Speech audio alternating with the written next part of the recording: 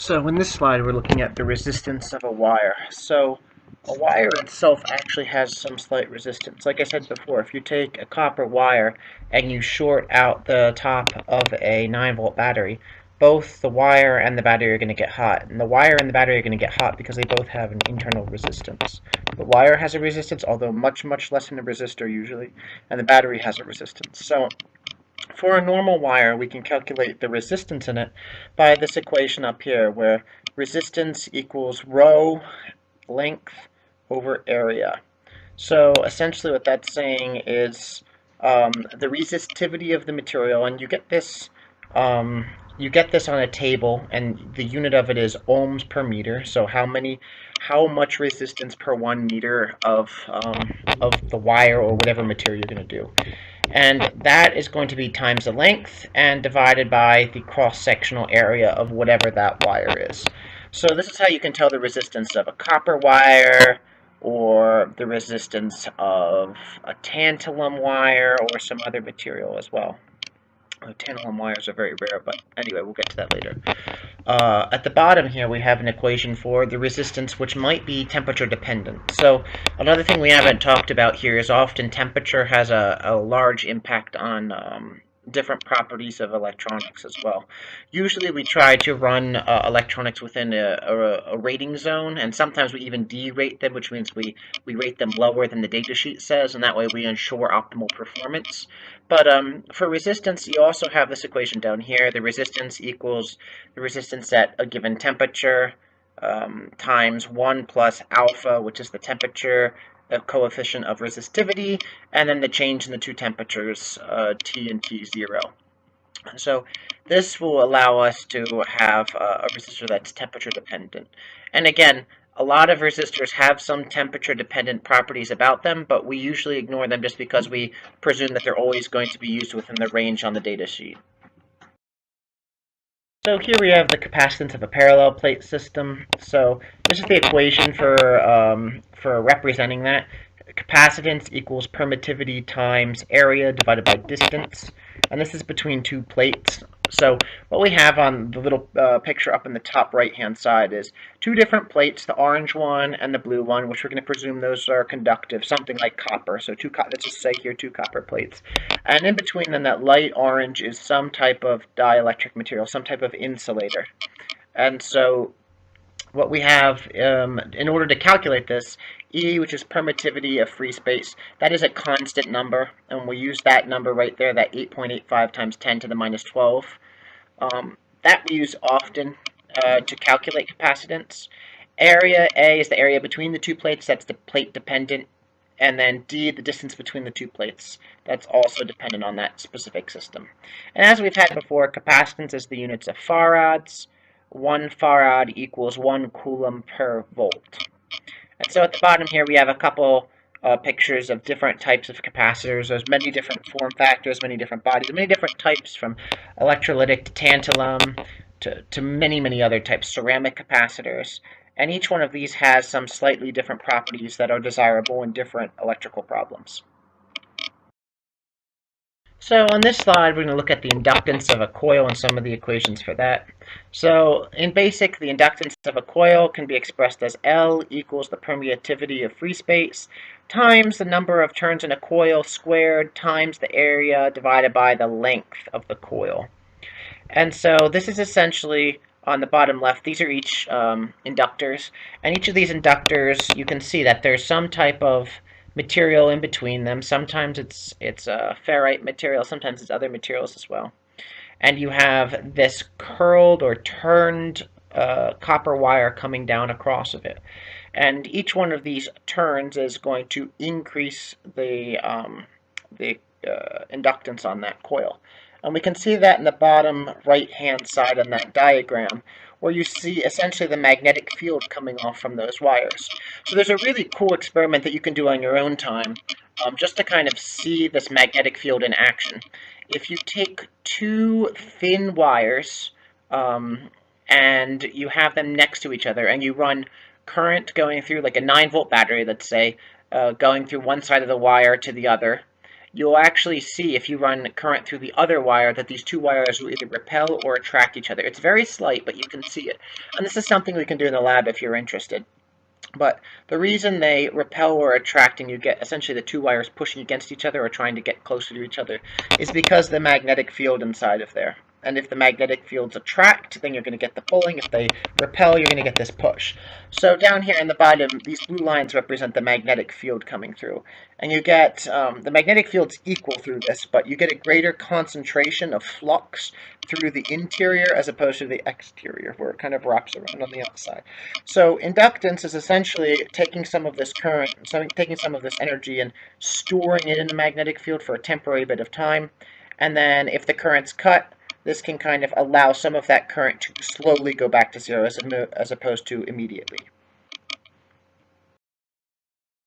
So, resistors. What are the function of resistors? They restrict the flow of electric current, like we've talked about. You can put them in front of an LED to achieve certain specific current passing through the LED. So, resistors follow a very specific color code. And if you know this color code, you can pick up a resistor very quickly and determine what its resistance is without ever having to test it in a multimeter or an ohm meter. So the alternative is to pop the resistor into an ohm meter every time, and you can test it that way. But that takes time, and also it's a lot faster usually to be able to do it just by looking at them. And some people get very fast at this and can sort resistors very quickly and with high accuracy, which is a good skill to have if you're going to be working with a lot of resistors. So for resistors, the basic understanding of it goes, the first band gives the first digit, second band gives the second digit, the third band gives the number of zeros after it. And the fourth band or fifth band sometimes are going to be the tolerance or the precision of the resistor. And we're going to ignore it in this case. So let's look on the next slide to see a few other examples of resistor color coding. So here we have a resistor color code again. So we've got band 1, band 2, band 4, band 5. So let's look at that top one, the 4 bands at the top of the little chart here. We've got a red, a green, a black, and a silver. A red, first we're going to go down the red chart. That's going to be a 2. The green, we're going to go 5. Then we're going to have, for the third one, we're going to have a black over there, which is going to say single digits, and a silver, which means 10% tolerance. So essentially this resistor can be 25 ohms with a 10% tolerance. And 10% on 25 is giving you actually a rather significant amount of resistance. So probably this resistor is going to be like, well, 10%, 2.5 away. This resistor could be as low as 23 and as high as 27 ohms. And so for the next one down, we have 5 bands. We have a blue that starts with a 6. We have a red that goes 2. We have a black that goes 0. And then we have a green, which is 100K.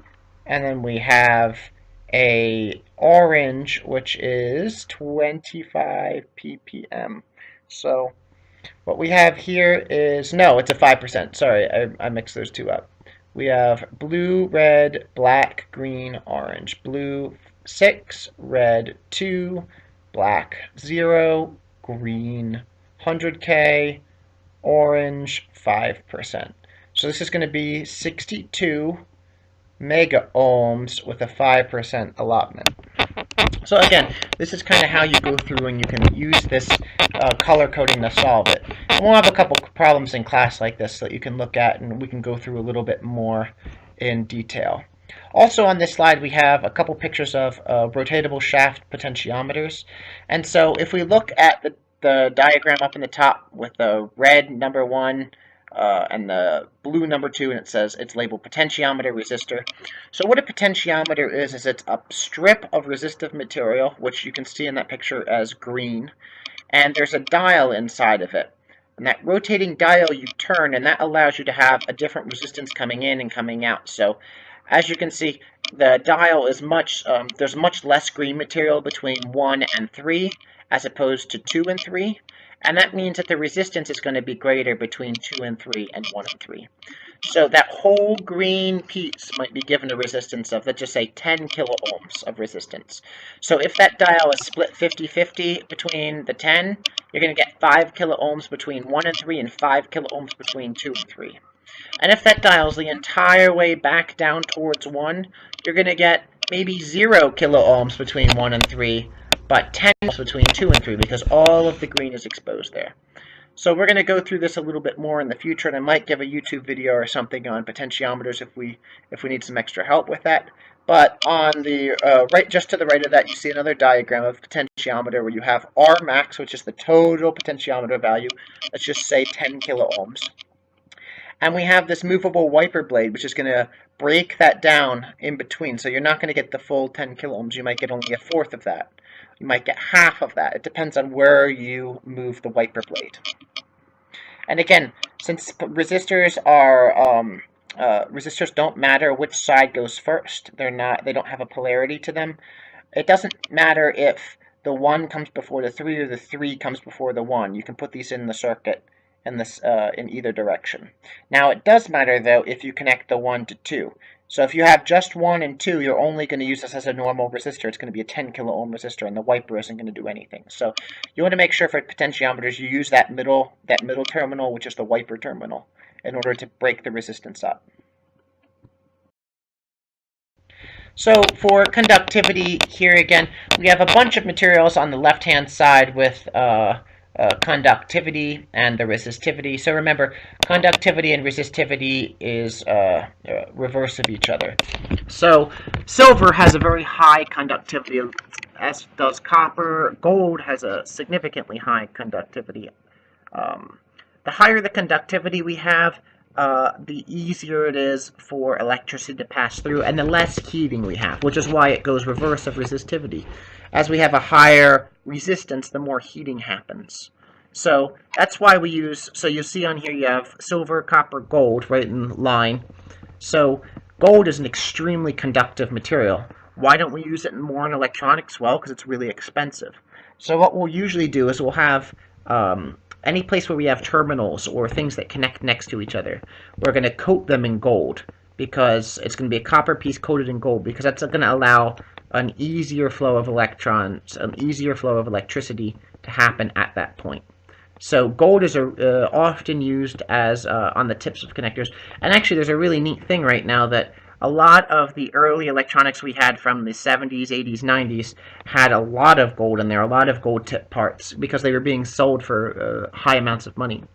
And over time, as the value of gold is increased and increased, the reclamation of these electronics has also become more profitable. So there's actually whole industries going up around opening up old electronics and trying to get the gold out of these electronics. Even though those are tiny bits, sometimes it's profitable to do that.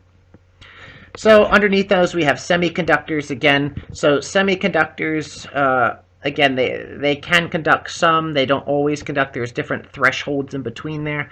And we're going to look at semiconductors later, but semiconductors make up a lot of our transistors, a lot of our different semiconductor materials. Carbon, graphite can be a semiconductor, and we're going to look at that there. That happens because of the way you get these sheets of graphene and graphite, and we're going to look at that a little bit more in the future, because carbon fibers are essentially very conductive materials, so they can be used for some electrical and e-textile applications, as well as things like electromagnetic interference shielding and in airplanes for distributing charge from lightning bolts or stuff like that.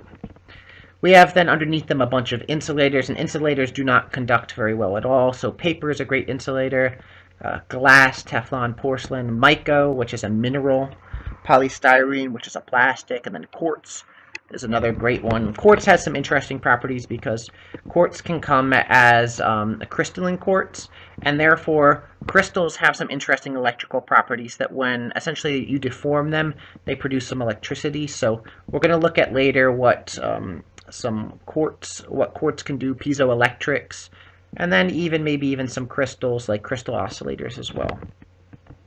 Underneath that we have, just for kicks, some common materials and what their conductivity is. If you look at the difference, distilled water doesn't have a lot of extra salts in it. There's not a lot of ions in it. So it's actually pretty resistive. It's not very conductive at all. As compared to seawater, which you have 4.8 Siemens per meter, that's an extremely conductive media. And so that's also another way that if you think about like from biology systems, electric eels and whatnot use the conductivity of the water around them to help transfer some of the charge in them. And we're going to look at eel skin in a bit too, because there's some really cool properties there relating to conductivity. Also, we have graphite and rubber, both of which have a different conductivity as well. At the very bottom, just for kicks as well, we have biological tissues, which each have their own conductivity. We have blood and muscle, which have about the same conductivity. But then we have fat, which is much more resistive than blood or muscle. And that's essentially due to the lipid bonds inside of fat. Lipid bonds don't allow electrons to transfer as easily. And we can look at some of that as well in the future, too, if we want to go into some biological tissues. So on the right here, we have conductivity, some different resistor terminology here. A thermistor is some type of resistor that's sensitive to temperature. So when you use a thermistor, as the temperature increases, maybe the resistance decreases and increases. And these make great sensors, actually. So thermistors can be used as different types of sensors and circuits. We have a piezo resistor, where the resistance is sensitive to pressure. So a lot of piezo resistors are crystals, and as the crystal deforms, as you push on it, that changes the crystal structure, and that essentially bumps some electrons out of that structure, and that allows for some small signal to flow from that, and we can use that to create some kind of pressure sensor. Rheostats are a two-terminal variable resistor. So a rheostat essentially is it's very similar to a potentiometer, which is a three-terminal resistor, except the wiper blade, you don't take power off. You don't take power off of one of the terminals. You only take power off the first part of the terminal, and then from the wiper blade.